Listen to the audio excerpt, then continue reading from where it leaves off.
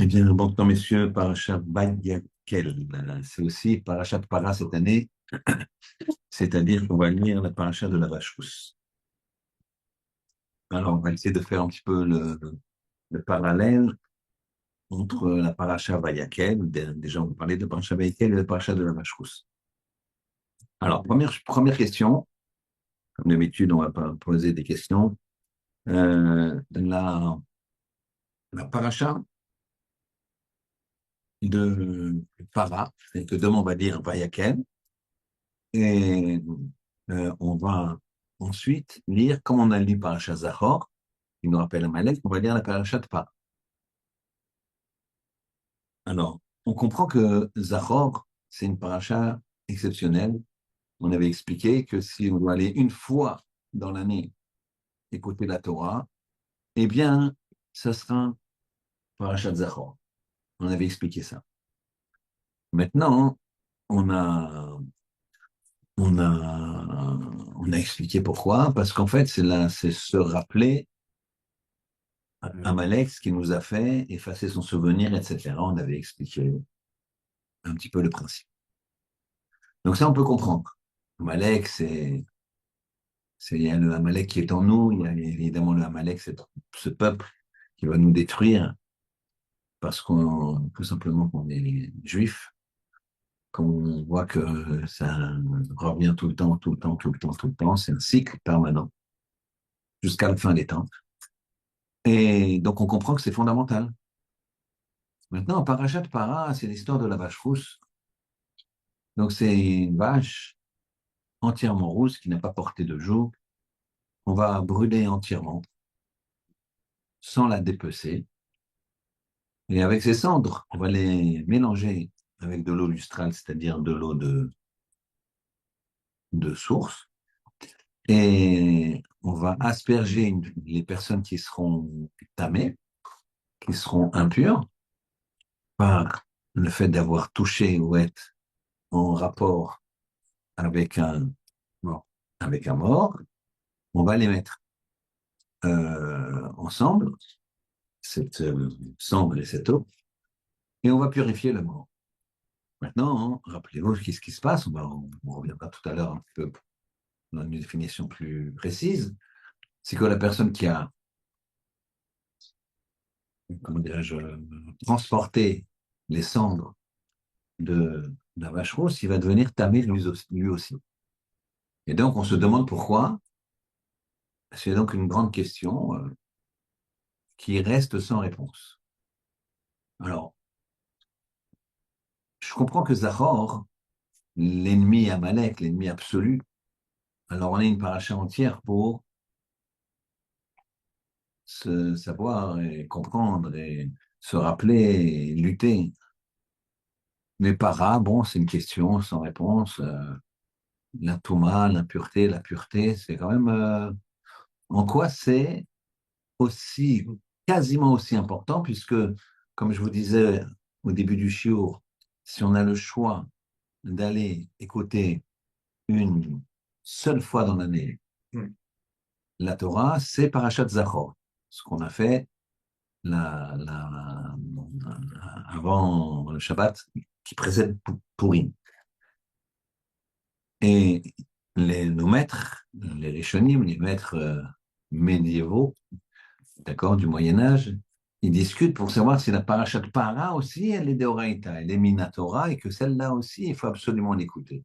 Finalement, non. Celle qui est vraiment la plus importante, c'est Zachor, celle qui parle d'Amalek, mais Para, elle est, on va dire, elle suit de très près. On ne voit pas en quoi c'est tellement important par rapport à Parashat Zachor. Ça, c'est la première question. Deuxième question, tout de suite, dans cette paracha Vayakel, on va parler de la construction du Mishkan, la construction de la résidence d'Hachem. Et immédiatement, on va parler du Shabbat. Immédiatement, dès le départ, deuxième pasouk. Dans un premier pasouk, Vayakel, Moshe et Kol Adat Beni Israël. Moshe, il a rassemblé toute l'assemblée d'Israël. Et voici ce qu'il leur a dit de faire. Et en fait, il leur a dit de faire quoi? Tu attends à ce que Hachem il dise, faites ça, faites. Parce que voici ce qu'il aurait dit de faire. Et le pasuk d'après, où on s'attend à un ordre, une action, puisque voici ce qui Hachem vous a dit de faire.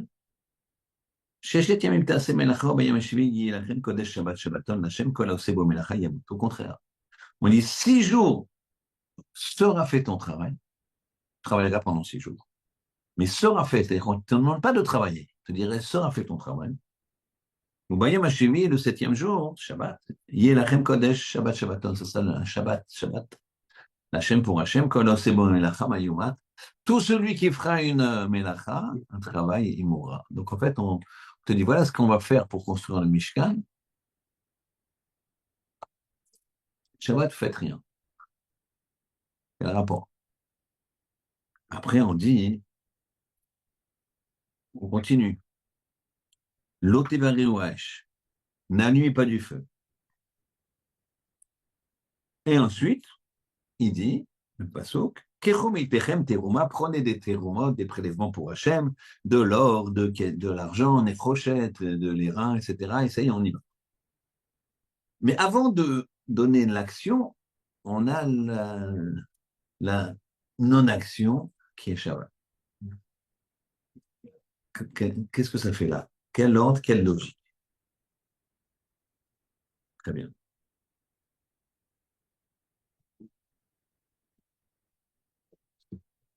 Troisième question.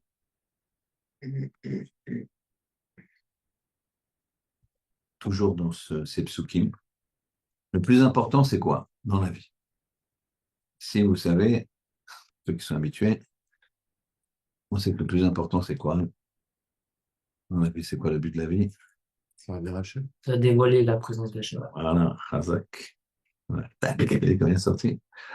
Dévoiler la présence d'Hachem. Faire un lien avec Hachem, quoi. Donc, tu vois, comme si j'ai un lien avec Hachem, donc tu vois, j'ai un lien avec Hachem, donc je dévoile en même temps Hachem. Donc, faire résider Hachem partout où tu peux. Tu arrives, tu as un collègue de bureau qui te dit, bah, tu viens manger? Bah, non, moi, je mange caché. Vendredi, tu veux pas qu'on fasse une petite sortie? Ah, bah, non, moi, je fais Shabbat, etc., etc. Donc, vis-à-vis des Juifs, vis-à-vis des Goïs, faire résider Hachem en nous. La maison d'Hachem, c'est un endroit de résidence d'Hachem, par définition. Il y avait des miracles. Au Beth Amikdash, il y avait des miracles au Mishkan, il y avait plusieurs dizaines de miracles.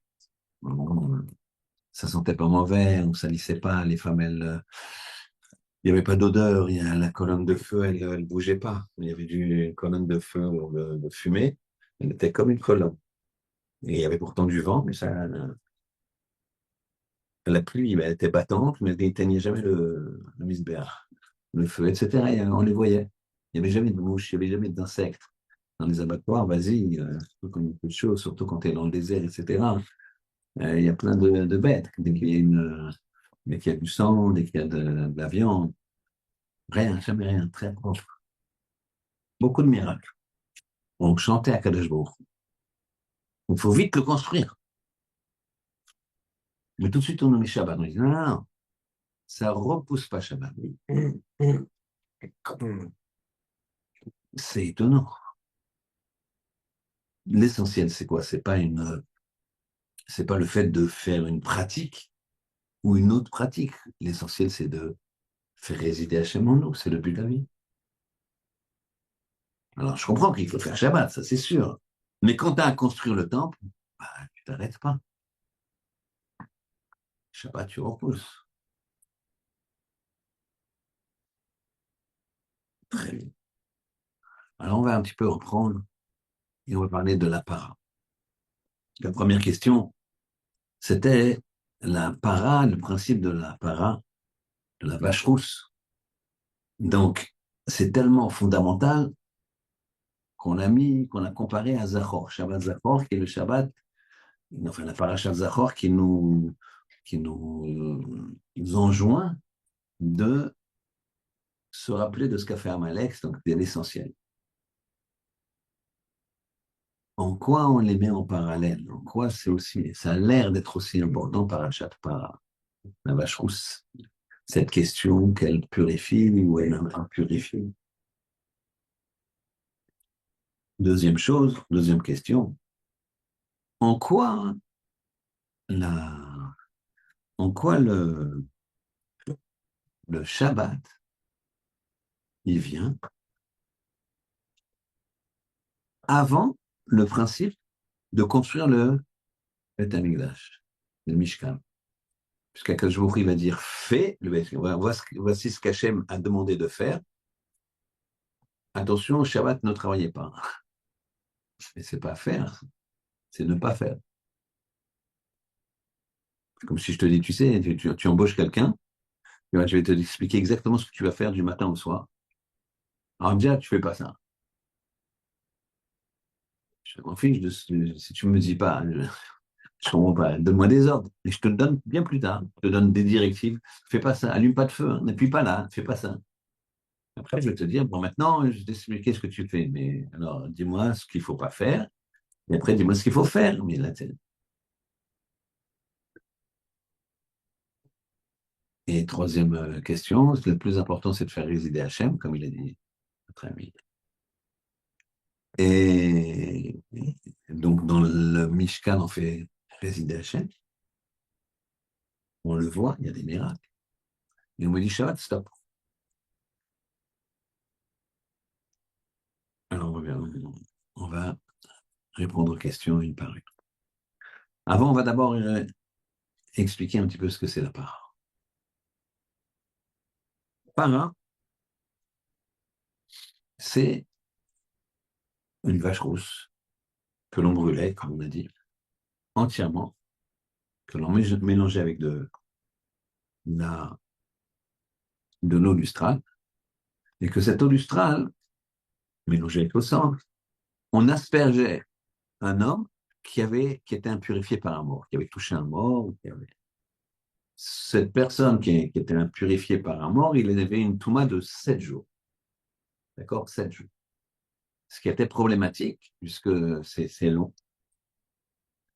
Et le troisième et le septième jour, il fallait qu'il se fasse asperger par les cendres de la vache douce. Troisième et septième jour. La personne qui l'aspergeait était un monsieur qui était pur au départ et qui restait pur. La personne qui allait chercher dans l'endroit où était caché, parce que c'était caché, les cendres de la vache fausse, donc le taxi, si vous voulez, le G7, il devenait impur. Et donc 7 jours. Et il devait passer du côté de l'homme qui était impur, et lui aussi, le troisième et le septième jour, à partir du début de son impureté, il devait se faire asperger. Et donc, il y a une grosse question qui se pose, qui est, bah, les cendres de la vache rousse sont-elles vecteurs de pureté ou d'impureté? Elles rendent pure la personne qui se fait asperger. Ça ne change pas la personne qui asperge, qui est pure et qui reste pure. Et par contre, la personne qui est fait le taxi, qui est pure, il va devenir impur en faisant le déplacement de ses eaux lustrales et avec la sang. Qu'est-ce que qu'est-ce que c'est ce principe? Qu'est-ce que c'est ce principe? Il faut savoir que Shlomo Ameler, il a demandé à Hachem la chorma. La chorma. Hachem lui a dit, je te donne la chorma. Tu comprendras tout. Quand il arrivait à la vache rousse, il n'a pas compris. Et Hachem lui a dit,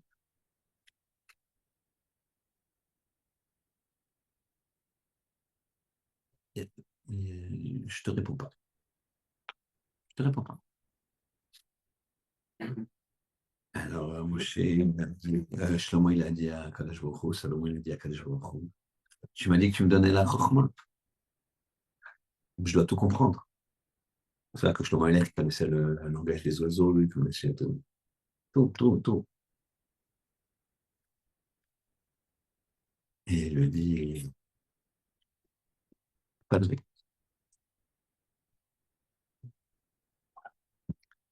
Shlomo s'arrête. La question se pose, c'est comment ça se fait que Shlomo, il s'arrête? Shlomo, c'est un leader, c'est comme Moshe. Moshe, il s'arrête pas. Moshe, quand il a voulu rentrer en Terre Sainte, il a fait 515 prières. 515 prières. Faut y aller, quoi.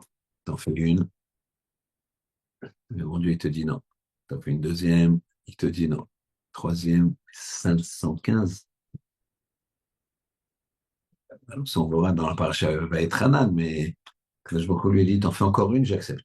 Mais moi, c'est pas ma volonté, mais j'accepterai. Tu fais 516, tu y vas. Mais c'est pas ce qu'il faut. Il n'a pas fait. Pourquoi? Comment?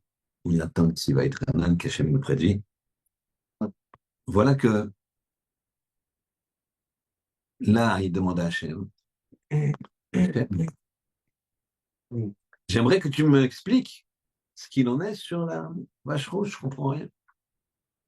Il n'y a pas de réponse. Mais écoute, tu m'as donné le chokhmah, il n'y a pas. Il s'arrête. Pourquoi il s'arrête si vite, on pleure? Quand vous regardez la liste des enfants de Jacob, vous regardez, est-ce qu'il a enfanté un garçon qui s'appelle Cohen? Hein? Non.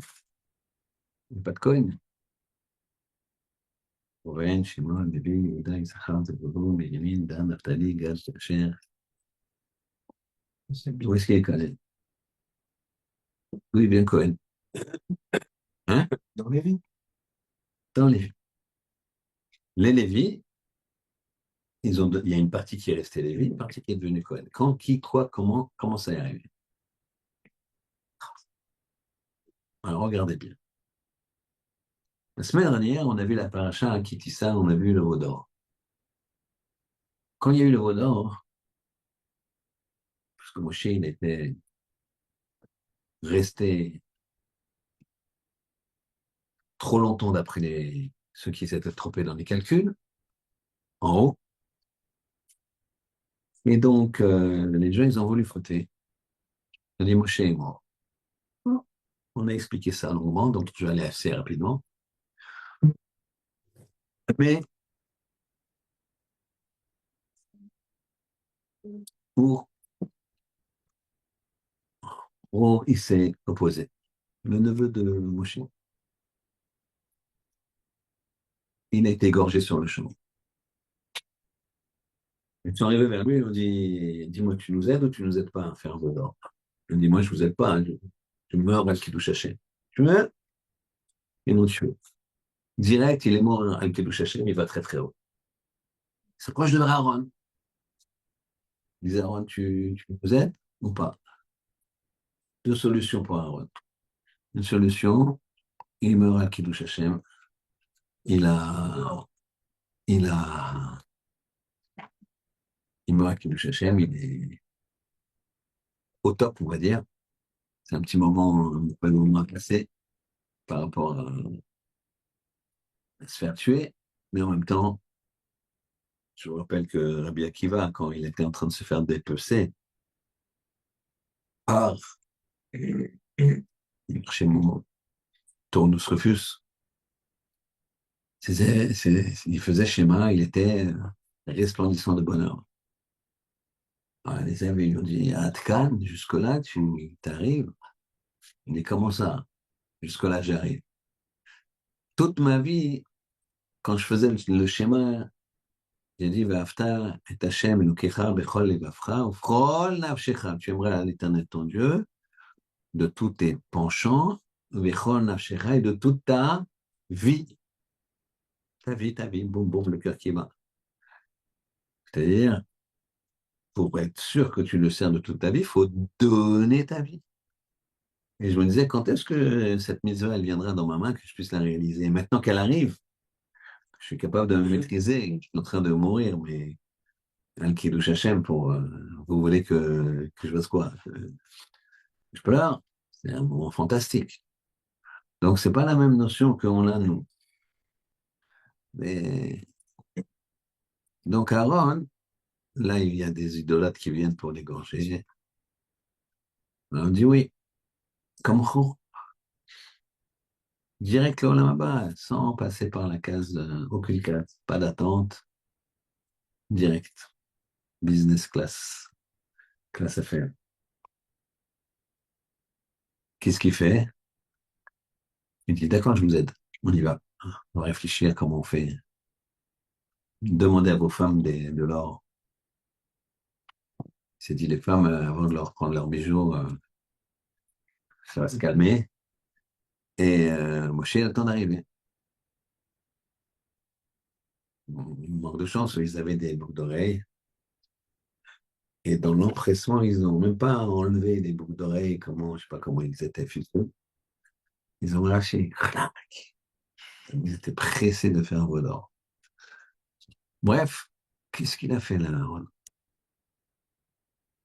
Aaron, il s'est dit, si jamais ils font une faute aussi grave que de me tuer aussi, c'est fini. Ils ont déjà tué Ro. S'ils me tuent moi, terminé. C'est un peuple qui va être. Alors, qu'est-ce que je vais faire? Tant pis. Je me sauve. Afin qu'il ne me tue pas pour me sauver, mais pour pas qu'il soit chargé d'une telle faute qui sera impardonnable. La faute du veau d'or, il y a peut-être une chance qu'Hachem leur pardonne. La faute de me tuer, il ne la pardonnera pas. Maintenant, lui, il va participer, donc il s'est dit, je sacrifie mon Leolam Haba, je sacrifie ma vie, quoi, le sens de ma vie, pour le peuple.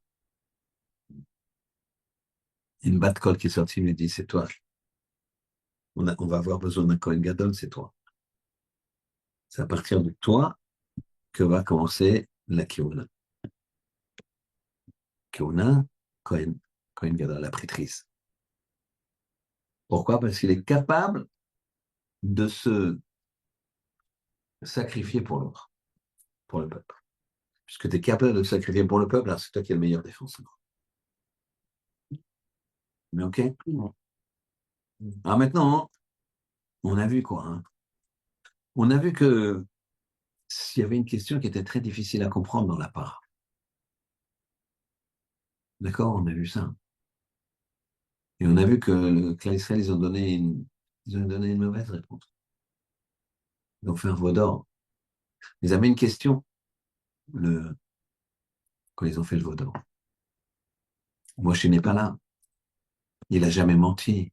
Il est émet absolu. Donc, il y a un problème. Il y a un problème. Alors, ils ont dit, on va faire un veau d'or. Pourquoi un veau d'or? Parce qu'ils savaient qu'il fallait un intermédiaire entre Hachem et Moshe. Que pour recevoir la Torah, il n'y avait pas le choix que d'un intermédiaire. On ne peut pas parler directement avec Hachem. N'oubliez pas qu'on est le 17 Tammuz et que 40 jours avant, c'était le 6 Sivan, c'était Shavuot. Ils ont reçu les 10 commandements, 2 commandements de la bouche d'Hachem, et ils sont rendus.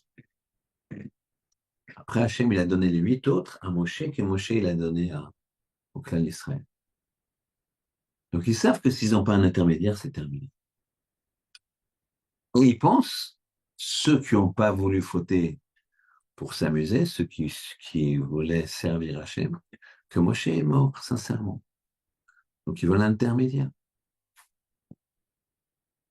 Donc, ils avaient une bonne question, ils avaient un bon questionnement, c'était une question de survie.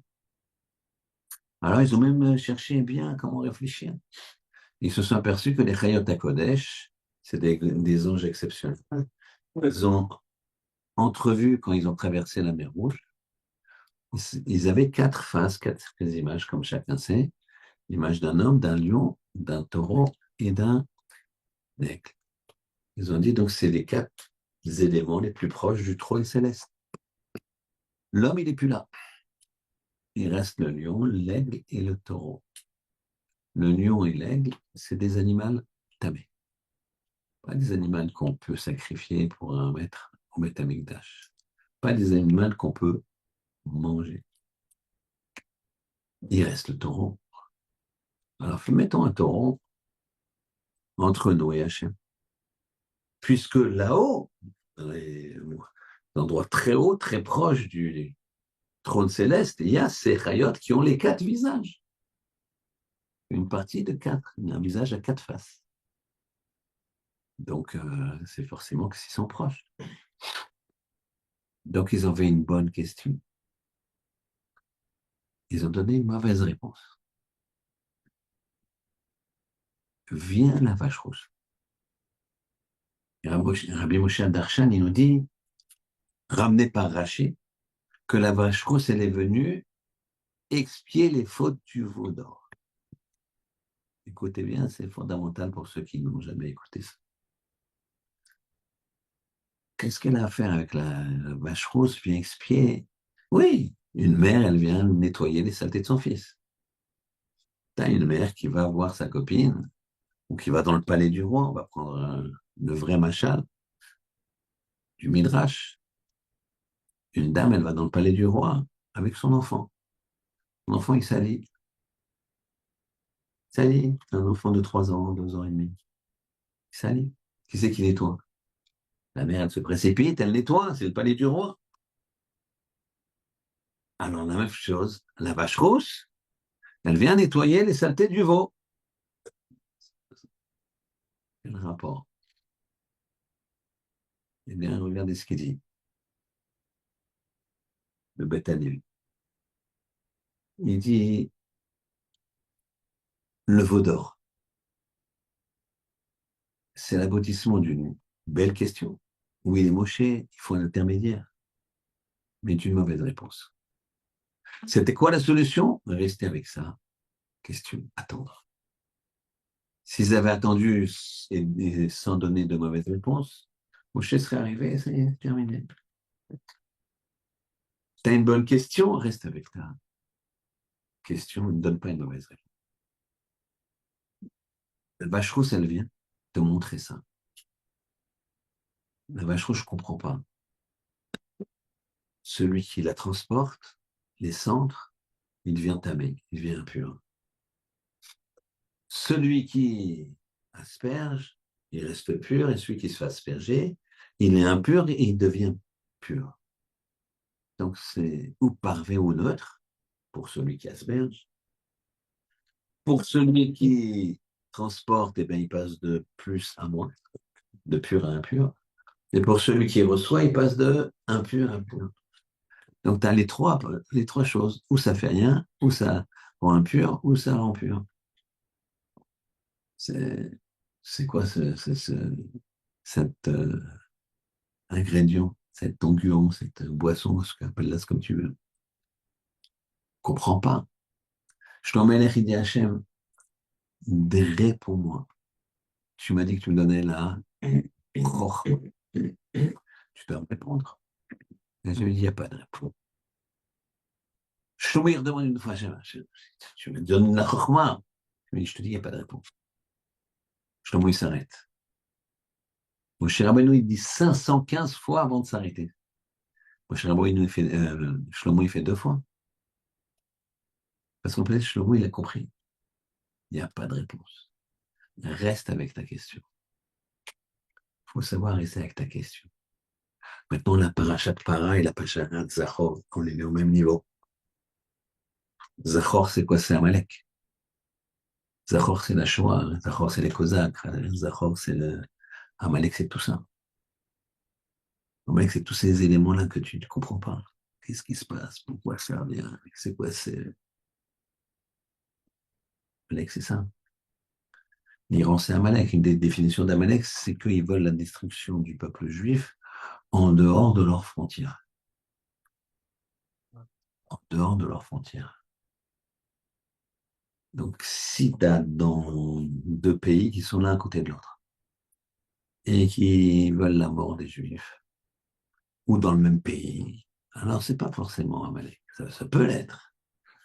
Mais si jamais c'est des gens de l'extérieur qui viennent dans le pays pour détruire, là c'est Amalek. Les nazis, c'est Amalek.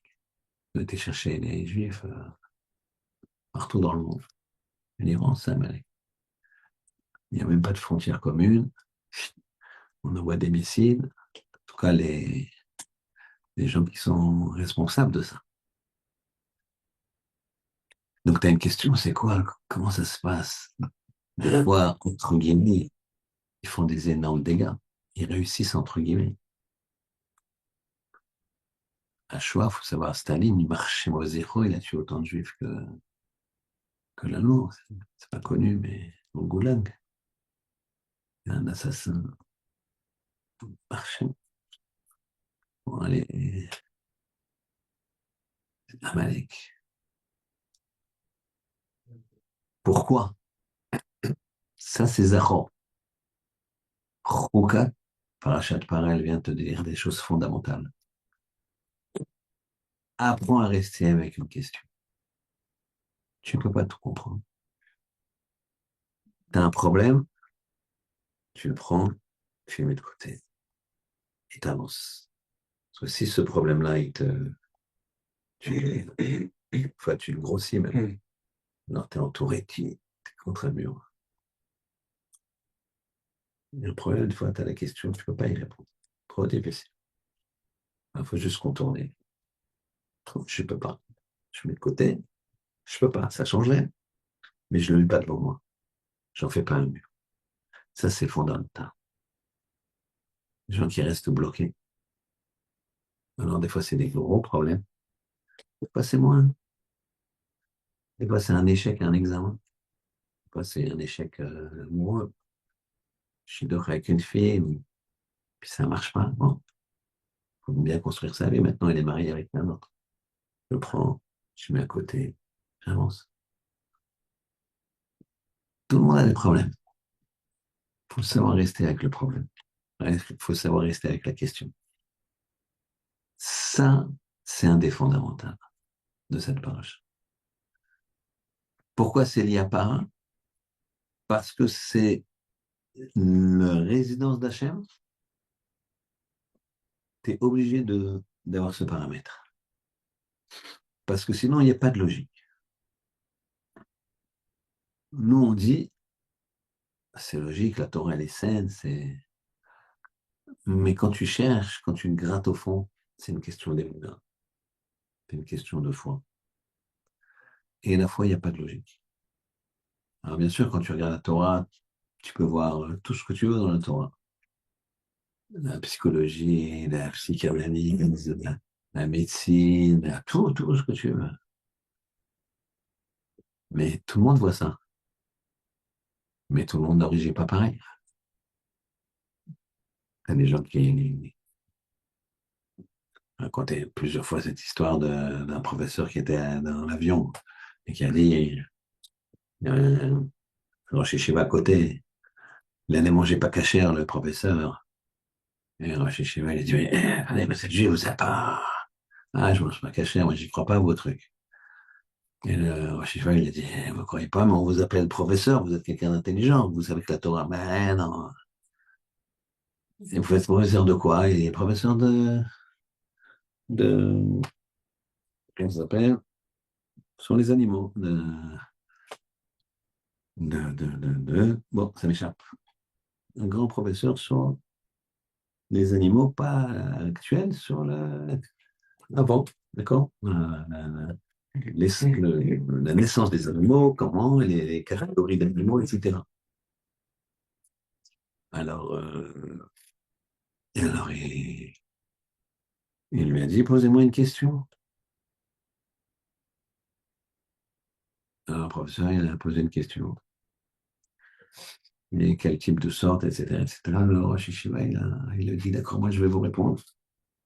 Mais si je vous réponds,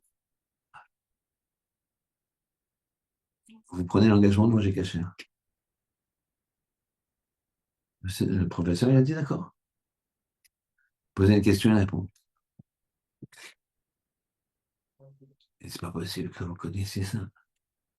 J'ai mis 15 ans à démontrer ça, hein, et ce qui m'a valu ma médaille de trucs, machin. Incroyable. Mais c'est dans la Torah, il lui amène la paracha Shmini, qui parle des types de catégories d'animaux, etc. Je ne raconte pas plus l'histoire que vous connaissez. Alors maintenant, le professeur, qu'est-ce qu'il dit? Il dit, bon, extraordinaire, je suis bluffé. Et il prend son couteau et sa fourchette et il commence à... Alors, chez Shiva, il lui dit, monsieur le professeur, vous étiez engagé, de moi le cachet. Il dit, j'épouse les Paticans. Les Paticans. Donc tu vois bien que c'est une question d'émouna. C'est une question de travail sur soi. Il a la preuve, tac, terminé, 2 minutes, fini. On voit bien que c'est... Nous, on doit réfléchir, mais finalement, on doit travailler ça. Comment on travaille ses monas? Ben, en faisant les mitzvot à bataille, en se changeant, en mangeant bien caché, en faisant Shabbat. C'est pour ça que on a posé la deuxième question. Comment ça se fait que tu construis la maison du roi et on te dit stop, fais Shabbat? Je dis mais le roi, il va venir, il va mettre plus de temps à venir. Stop, il faut faire Shabbat. Faire Shabbat. Qu'est-ce que ça veut dire? On a posé la question, c'est pas normal. Puisque faire la maison d'Hachem, c'est faire résider Hachem. Le but, c'est ça dans la vie, de faire résider Hachem. Alors qu'est-ce que t'attends? Qu'est-ce que t'attends? N'attends pas. Shabbat, c'est Shabbat, mais on va dire maintenant, c'est en Bretagne. Il n'y a plus de Beth Amikdash là, il n'y a plus de Mishkan. Hachem nous a donné une solution. Tu sais, là, même au temps du Mishkan, on s'arrêtait de le construire pour faire Shabbat.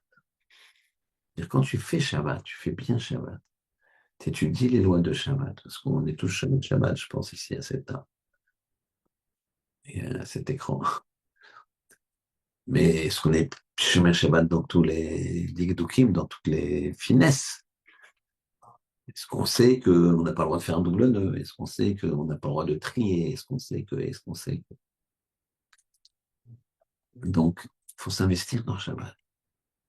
Tu t'investis dans Shabbat, tu t'investis, tu fais résider Hachem. Tu montres qu'Hachem, il est là. Je fais pas ça parce que c'est Shabbat. Pas seulement que j'allume pas la télé, le portable ou la lumière. Je réfléchis profondément. C'était en train de faire un Mishkan. Tu es en train de faire résider Akadosh Baruch Hu. C'est pour ça qu'il s'est marqué comme ça. Et plus que ça, Shabbat, c'est le Mekor Abraha. Une fois, le Chavetz Chaim, il est arrivé dans une ville.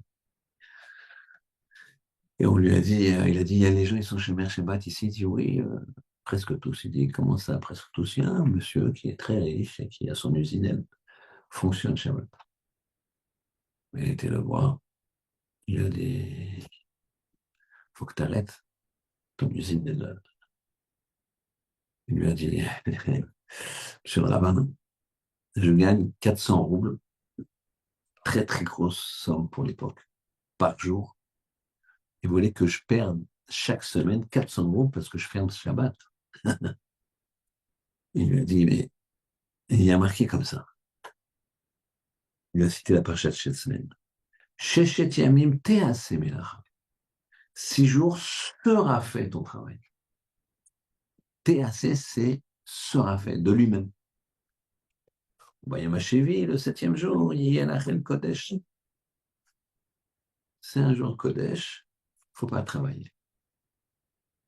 Il lui a dit, si tu travailles que 6 jours, alors le 7e jour, il sera source de bénédiction et tout ira bien. Mais si tu travailles 7 jours, ben c'est marqué que 6 jours sera fait ton travail, pas 7.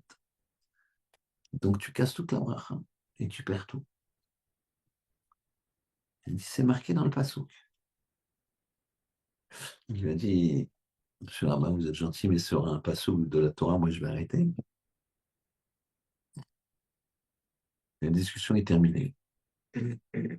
Quelque temps plus tard, il y a la révolution russe et les bolcheviks, puisque c'est le communisme. Ils ont, entre guillemets, nationalisé toutes les usines, tous les trucs. Et donc, ils ont confisqué l'usine, s'est retrouvé avec rien. Il a écrit une lettre au Chafetz Chaim, je comprends maintenant comme un passouk. Il peut m'expliquer comment fonctionne la vie. Ça, c'est un grand principe qu'on voit ici. Mida keneged mida. Tu te reposes Shabbat, tu gagneras. Ouais. Ça veut dire quoi? Tu es capable de te dire je ne travaille pas Shabbat. Donc l'argent, techniquement, quand tu es logique, ben, l'argent que j'aurais dû gagner Shabbat, le travail, le programme que j'aurais dû faire, les téléphones que j'aurais dû faire, chacun dans son métier, ben, c'est justement qu'en plus que tu le prends, tu l'offres à Hachem. Ah, tu m'offres ça, moi je vais t'offrir par de ça. À Pourim, chez moi, il y avait des gens qui sont venus. Il y a quelqu'un qui vient me voir, qui a des problèmes d'argent, qui a des dettes. Pas des dettes dramatiques, dramatiques, mais quand même des dettes. Il doit 5 000 à celui-là, 10 000 à celui-là. Et c'est quand même très embêtant. Et il me dit, je fais quoi comme, c'est quoi pour faire Matanot Lavionim? Je dis Matanot Lavionim, c'est 10 euros par pauvre, ça fait 20. C'est un minimum. Deux pauvres, 10 euros. Comme ça, j'ai vu que les gens, ils ont urbanisé leur troché. Je dis maintenant, voilà, ceux qui peuvent, ils peuvent. Ceux qui ne peuvent pas, ils ne peuvent pas. Je sais que toi, tu étais. Et, et se dire quand même, je me dis, tu sais, il n'y a pas plus belle mitzvah, c'est une des plus belles mitzvahs de réjouir un pauvre. Pauvre, tu lui donnes une somme méchoubedet, honorable, il sourit, il est heureux. Ah, tu as fait une mitzvah. C'est comme quand il y a un père, il y a son fils qui est triste, et il y a quelqu'un qui vient qui réjouit son fils. Tu vois ce que je veux dire? Si tu as envie de ce monsieur qui a réjoui ton fils, tu l'aimes profondément. Il a réjoui ton fils. C'est la même chose quand on réjouit les pauvres. Je lui ai dit ça, mais bon, sans dire de plus, il m'a dit, c'est quoi? Je lui ai donné 100 euros par pauvre.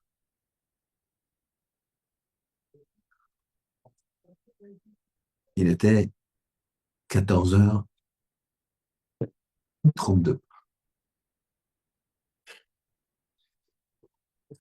Comment je sais?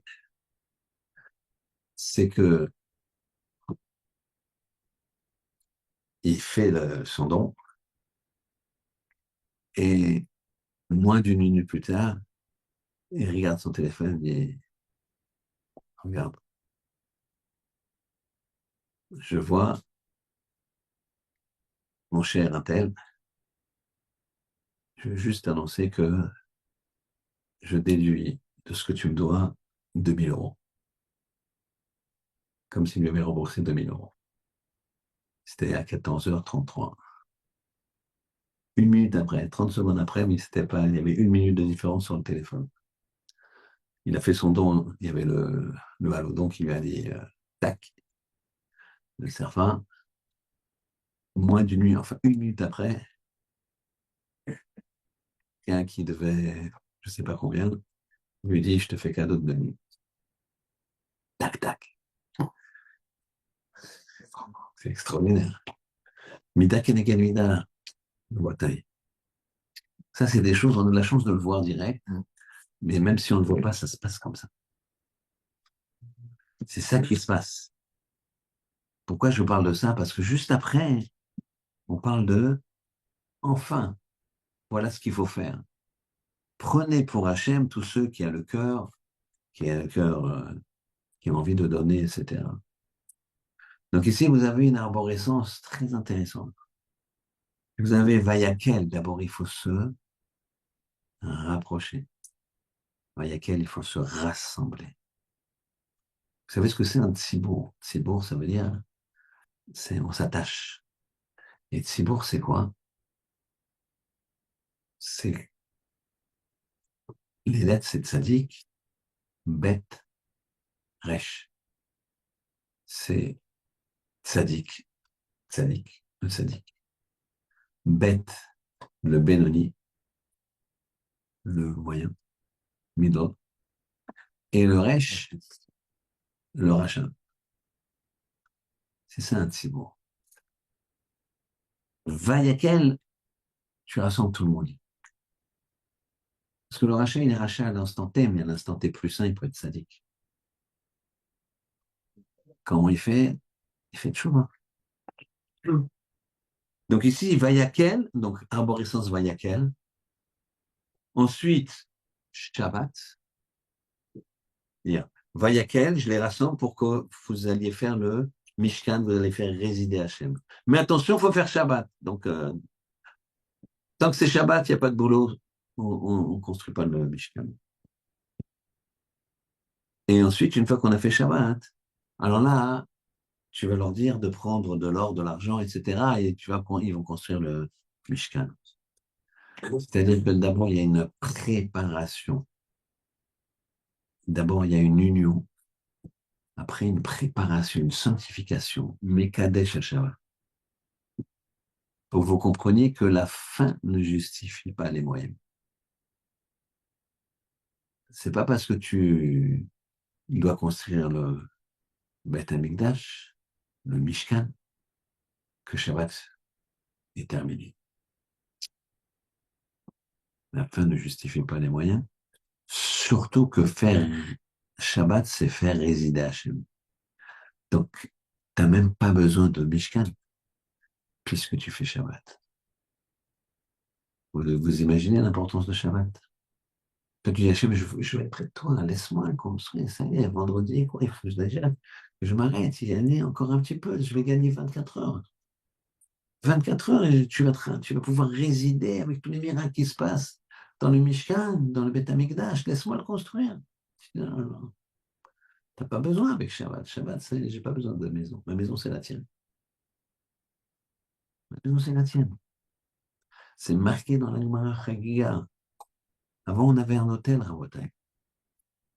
On avait un misbéach. Un misbéach, on sacrifiait quelque chose. On obtenait capara.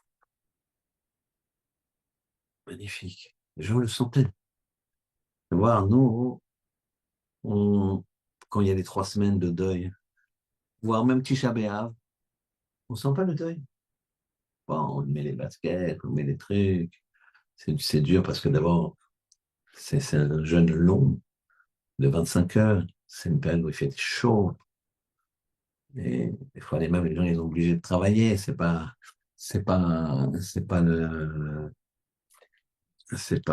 bien de travailler, mais des fois, on n'a pas le choix. Donc, les gens, ils sont mal à l'aise. On se lave pas, etc. Mais on sent vraiment le deuil. Compliqué. Parce que on ne sait pas ce qui s'est passé avant. Ceux qui ont connu le Beth Amikdash, le Mishkan, quand ils rentraient dans un sacrifice, ils sortent comme si tu as pris une douche. Après 3 semaines où il n'y avait pas d'eau dans l'immeuble et il faisait 40 degrés. La transpiration et tout. La même chose spirituellement. C'est ça qu'on a pu. La cheminée, tu as encore. Le misbéach sur lequel tu faisais tes fautes et tu expiais tes fautes, tu l'as chez toi. C'est quoi? C'est la table de ta salle à manger. La table de ta salle à manger, elle te permet d'expier tes fautes. Comment? Par la Torim. Quand tu invites des gens. Par la Torim, quand tu invites des gens, t'expies tes fautes. Et c'est un passouk de la Torah. Un passouk qui commence par le Misbéach, parler des dimensions du Misbéach. Et une fois qu'on a parlé des dimensions du Misbéach, le pasuk il dit Zé Shulchan, c'est le Shulchan. Le Misbéach, c'était ici on parle du Misbéach à Zahav, Misbéach en or, il est à peu près haut de 1 mètre, avec 50 centimètres de large et de long, en or, sur lequel on mettait les Ktoret. Et le Shulchan, c'est une espèce de table avec 6 compartiments de chaque côté pour mettre 12 pains de proposition qui étaient en bois recouvert d'or aussi. Et on te parle des dimensions du Misbéach et on te dit à la fin, c'est le Shulchan. Quel rapport? La Gemara, là-bas dans Chagiga, elle dit parce qu'avant, on expiait avec le Misbéach, quand il y avait le Beth Amikdash ou le Mishkan. Maintenant, on expie une faute avec le Shulchan. C'est quoi le Shulchan? Le Shulchan de chez toi. Et Rachid dit 2 mots, Be'achnasatochi, quand tu reçois les gens. C'est-à-dire que le Shabbat, ça te permet de recevoir les gens et d'expier ta faute. C'est-à-dire que le Misbéach, il est chez toi. Donc, tu n'as pas besoin de te dire Hachem. Avec ton Shabbat, et ben, tu me sers comme si tu étais au Beth Amikdash. Donc, quand tu construis le Mishkan ou le Beth Amikdash, quand vient Shabbat, stop. Parce que tu as déjà le produit fini, qui est différent. Il est déjà fini, donc arrête-toi. Fais ton Shabbat, le produit fini, il est là. Fais descendre la Shrina, fais résider Hachem en toi. Et ensuite, passe après Shabbat, tu vas commencer à le. Il faut comprendre ça, Rabotai. Plus tu donnes de spiritualité au Ribono Shel Olam, plus tu le fais résider, plus il va t'aider. Plus il va t'aider. C'est marqué comme ça dans la Gemara, un homme, il a une énergie. Une énergie, ce qu'on appelle un espace vital. Cet espace vital, on dit que c'est un diamètre de Arba Amot. Arba Amot, c'est-à-dire c'est 2 mètres. 2 mètres autour de lui, comme ça. Un diamètre de 2 mètres. Certains disent que c'est un diamètre de 1 mètre. Mais on imagine. Ça, c'est un espace vital, spirituel et physique. Physique comment? Si jamais quelqu'un perd un objet dans la forêt, il perd de l'argent. Quand on perd de l'argent, l'argent qu'on a, on touche tout le temps. Quand on perd, on se rend compte. On se rend compte, on cherche partout. Si on ne trouve pas, au bout de quelques minutes, on fait ce qu'on appelle Yush, on sait que on ne le retrouvera plus. Que quelqu'un a pris. Donc si tu trouves de l'argent dans une forêt comme ça, eh bien c'est sûr que le propriétaire s'est désespéré que cet argent, tu peux le prendre pour toi. Maintenant, il y a 2 personnes qui l'ont vu, chacun court. Il y en a un qui arrive devant dans ses Arba Amot. Il est à 1 mètre de l'argent, il dit cet argent est à moi. L'autre, il plonge par terre, il l'arrache et il soulève. Il l'arrache pas, c'est-à-dire qu'il plonge par terre, c'est lui qui prend l'argent en premier. Eh bien, il devra le rendre à celui qui a dit, puisque c'est dans mes Arba Amot, il est à moi. Ça, c'est physique. Il y a un espace physique comme ça. Espace physique qui est une halakha, c'est-à-dire que bon, c'est pas du léger, c'est du lourd, puisque ça me permet d'acquérir. Il y a la même chose dans le spirituel. Chacun il a ses Arba. Qu'est-ce que tu mets là entre toi et l'autre dans tes Arba? Est-ce que tu mets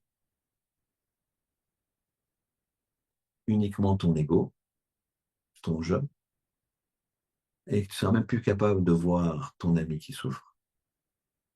Tu vas au bureau, tu vas au collège, tu vas où tu veux, et tiens, ton ami qui est comme ça, il y a des cernes. Tu dis, ça va, il faut être Bessimcha, allez, Bessimcha, allez, allez. Je crois qu'il a envie d'être Simcha, lui, il a tous les malheurs du monde sur la tête. Parce que toi, ici, il te gêne, alors tu lui dis, il faut être Bessimcha. Ben, c'est pas ça la Simcha. Tu dois lui dire, mais ça va, t'as l'air fatigué, je peux t'aider, tu veux un petit café, tu te... Sinon, tu ne le vois même pas. Ça dépend ce que tu mets dans tes rabats. Si tu mets que toi, tu ne laisses pas rentrer l'autre, laisse pas rentrer Hachem. Il n'y a que toi qui t'intéresse. Tu t'intéresses qu'à toi. Hachem me disait, construis le Mishkan, extériorise, fais Shabbat, va, entre guillemets, contre nature,